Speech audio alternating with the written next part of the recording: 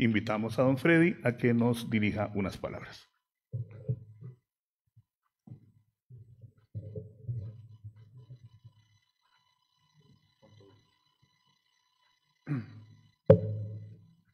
Buenas noches, espero que mi voz me dé unos 5 minutos más. Ya las cuerdas vocales de este profesor no quieren funcionar bien. Cuando una vez leímos que el benemérito de la patria, doctor José María Orozco, en medio de su formidable trabajo conservacionista, había propuesto en 1938 crear un parque nacional en el volcán Poás, que fuera el primer parque nacional de Costa Rica. Vean el año 1938-39. Dijimos, bueno, estamos frente a el verdadero padre de los parques nacionales, en una época donde no se hablaba siquiera de parques nacionales. Él no solamente propuso eso, propuso reservas forestales, reservas en Isla Chira, en Isla San Lucas, y en fin, muchas cosas, aunque se le recuerda más por haber propuesto la guaria morada como la flor nacional. Eso fue fundamental. Tenía que conocer muy bien la flora de Costa Rica para en una semana decir, esta es, cuando se le pidió dar esa información. Eso pasó al comienzo. Luego, con el desarrollo de la ecología como ciencia y también con la destrucción ambiental que se estaba dando en el planeta, surgieron una serie de costarricenses y extranjeros ocupados en la tarea de crear áreas de conservación.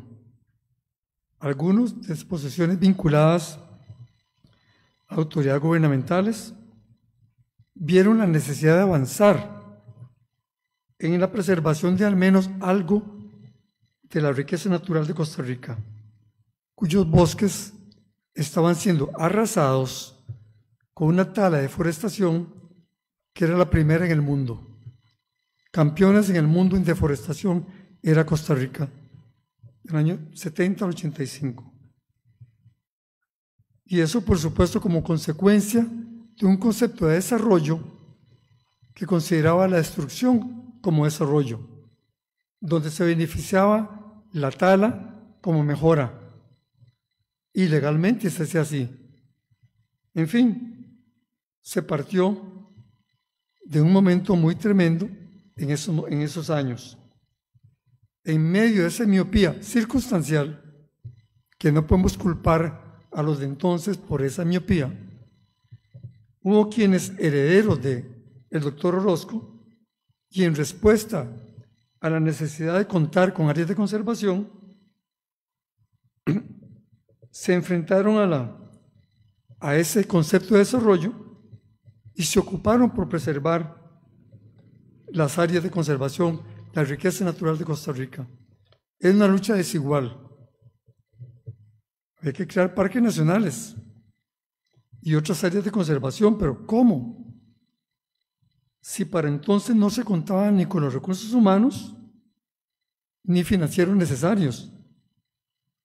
Desde unos vetustos escritorios en una esquina de un Ministerio de Agricultura, ¿cómo crear parques nacionales? Las ideas volaban, pero los recursos humanos y materiales escaseaban, y la experiencia era apenas incipiente. Por otro lado, los doctores Joseph Tosi, Leslie Holdridge, Alexander Scotch, solo para mencionar tres muy importantes, en la sede del Centro Científico Tropical, ya para fines del año 60, gozaban del conocimiento necesario, técnico y científico, para tomar decisiones y crear parques nacionales bien fundamentados, bien sustentados, sobre los cuales Costa Rica podría ir conformando un sistema de parques nacionales. Pero había un gran pero inmenso que no podrían resolver fácilmente. ¿Quiénes se aventurarían hasta los rincones más inaccesibles del país para desde el terreno, los humedales, desde los bosques secos, desde las cavernas, desde los páramos, desde los arrecifes marinos, desde los sitios arqueológicos, desde los grandes bosques, desde las playas con sus ecosistemas vegetales contiguos, desde las remotas playas en que anidan las tortugas marinas en ambas vertientes, sitios todos ellos remotos, casi inaccesibles, imposibles de accesar, en que habría que investigar sus características biológicas y socioeconómicas, tomar notas, identificar especies, enfrentar peligros naturales y de personas que los veían como enemigos, mientras por las condiciones imperantes hasta había que padecer hambre y otros inconvenientes. ¿Quién iba a conformar ese equipo? ¿Quién? Se miraba alrededor y no se veía cómo resolver esa tarea imprescindible, fundamental, insustituible.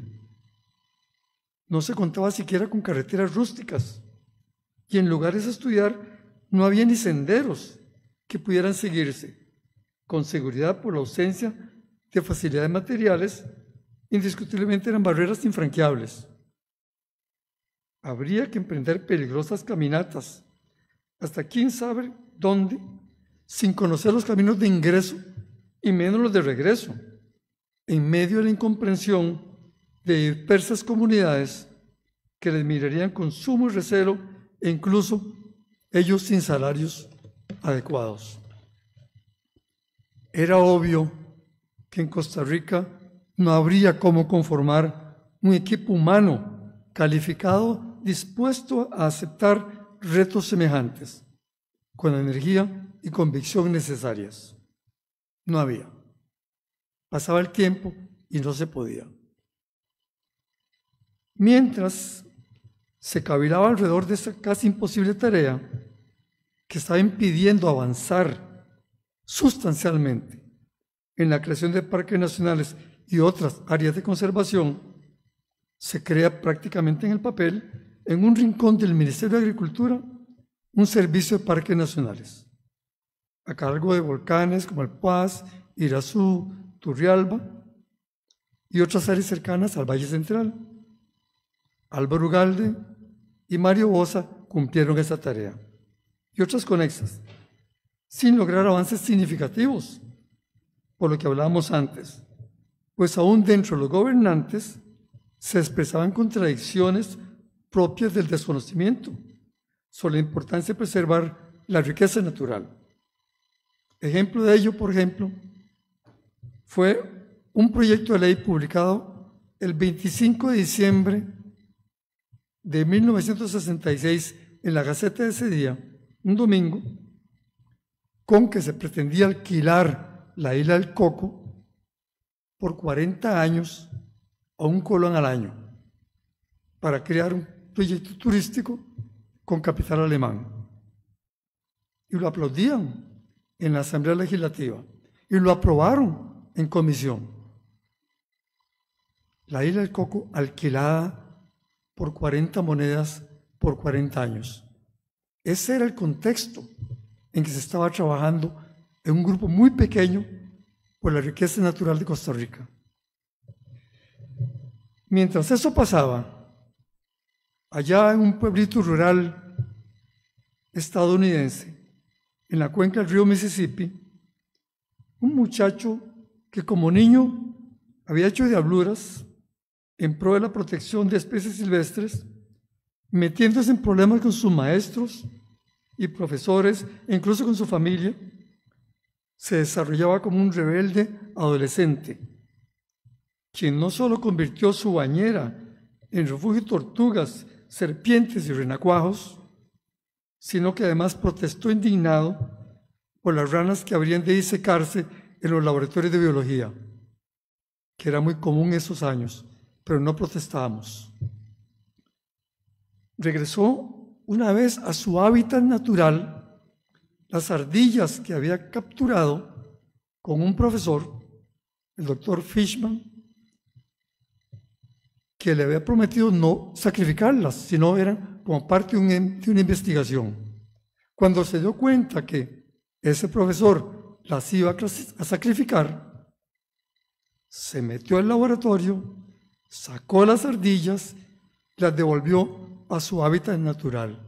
Casi lo echan, pero fue defendido por otros profesores que vieron en él algo diferente y que tenía razón. Era un adelantado para esa época. En la década del 60, las manifestaciones contra la masacre de Estados Unidos en Vietnam tampoco le fueron indiferentes. Su conciencia le impedía aceptar la quema de bosques con napalm y mucho menos el dolor de ver niños y viejos, mujeres y hombres muertos por los bombardeos de los B-52 en Vietnam. Así que él estaba mal, se sentía mal en esa sociedad, donde había una actitud racista muy grande y que lo ubicaron como objetor de conciencia para no participar como soldado en la guerra de Vietnam. Y fue aceptado como tal, porque era genuina su posición. Entonces se libró de ser cómplice de esa matanza que tantas consecuencias ha tenido para los jóvenes que fueron a la guerra a participar activamente. Así, deseoso de alejarse de ese ambiente racista y de represión que se vive en muchas ciudades de los Estados Unidos en 1968, ese muchacho, casi adolescente, buscó el aire fresco y la naturaleza que ya había conocido meses antes y que añoraba en un país centroamericano de gente amable, sin fuerzas armadas desde unas 2 décadas antes.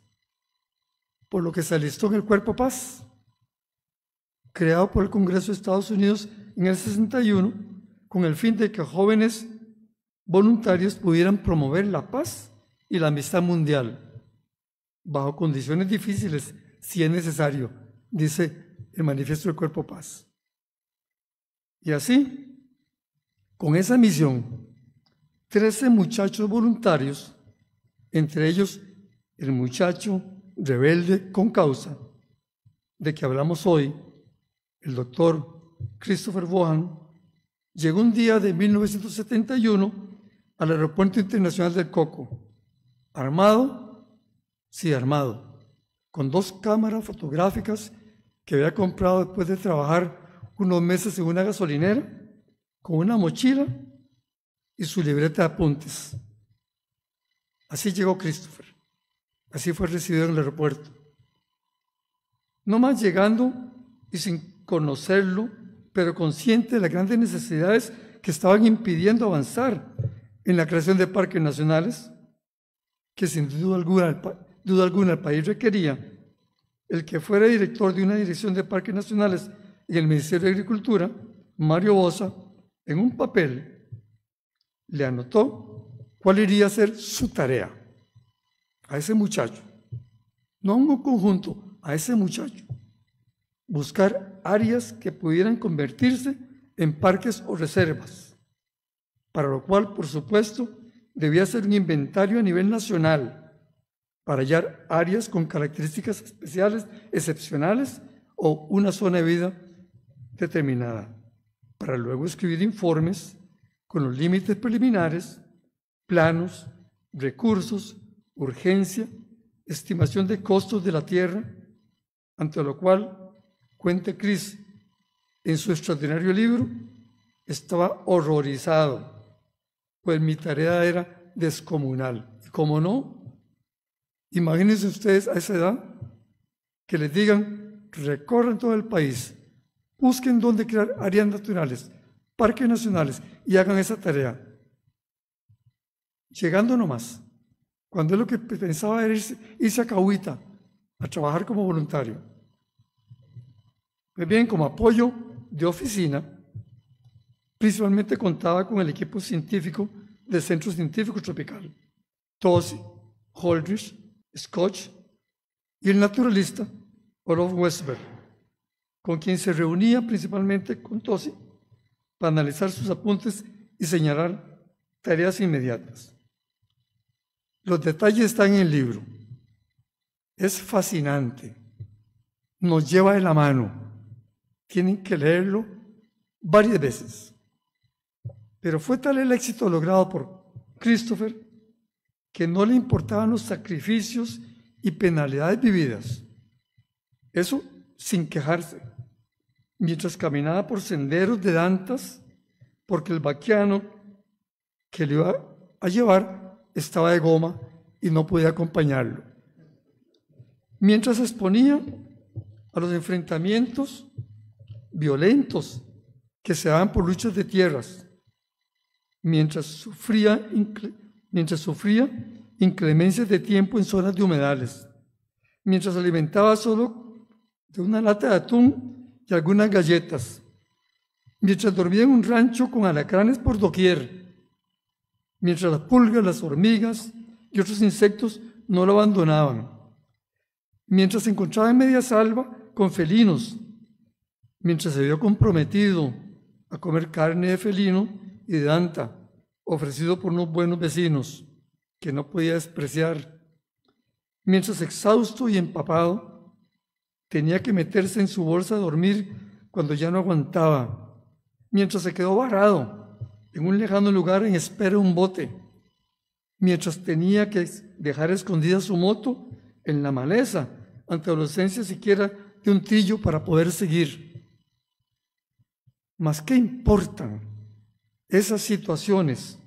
Se veía casi cotidianamente cómo se iban creando los parques nacionales que con su invaluable aporte se estaban forjando. ¿Qué importaba?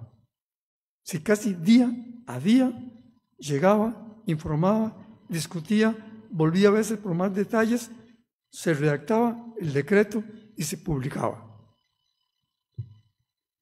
A finales de 1985, 19 de los 26 sitios que visité, dice Christopher, entre 1971 y 1974 estaban legalmente creados.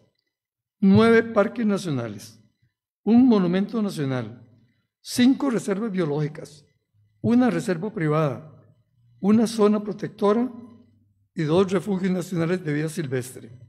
Nos narra en su libro. No en vano confiesa que esos años fueron los más emocionantes y gratificantes de mi vida. ¿Ven qué ejemplo más extraordinario? Pues sí, si para Cris, así fueron esos años, para nosotros los costarricenses fueron una bendición. Leyendo el libro me preguntaba sobre lo que sería el sistema de áreas de conservación en Costa Rica, que pasó de poco más de 33,000 hectáreas a 1.300.000 hectáreas, si aquel muchacho de genética conservacionista jamás se hubiera enamorado de nuestro país, si aquel voluntario del Cuerpo Paz hubiera rechazado las tareas monumentales que le asignaron, o si unas semanas después hubiera dicho, ya no puedo más.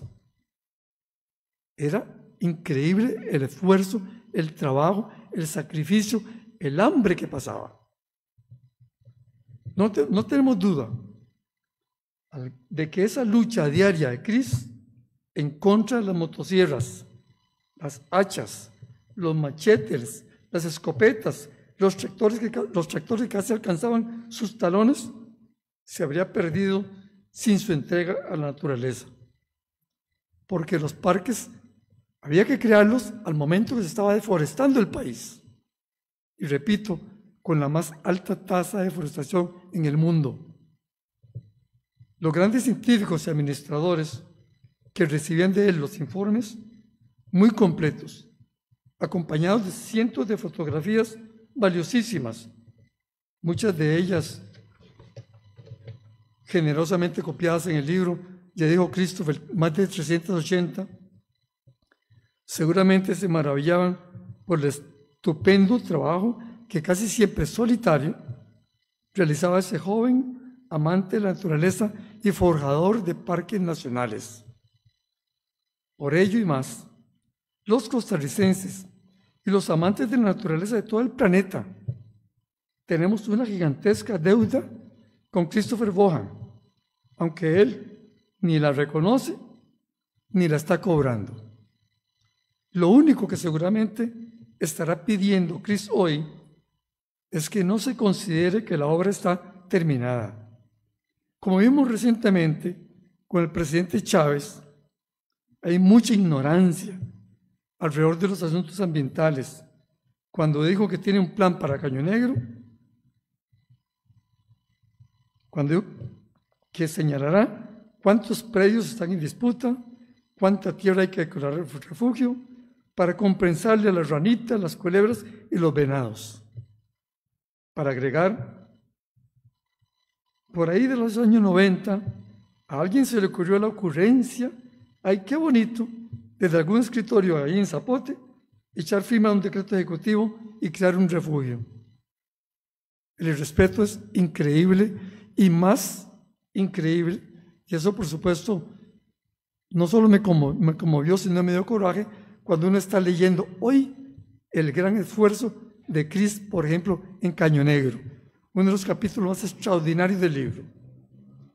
Ante ello, solo deseamos que algún ejemplar de este libro, publicado en forma magnífica por la Editorial Tecnológica de Costa Rica, llegue a la mano del presidente y por ellas a su mente. La obra de Chris ha de continuarse como tarea individual de todos los habitantes de esta tierra venerada. Solo así saldaremos al menos un poquito de la deuda que con él tenemos. Costa Rica sería muy diferente si aquel joven no hubiera venido a compartir sus anhelos y sueños en pro de la naturaleza. Sería otro país. Muchas gracias.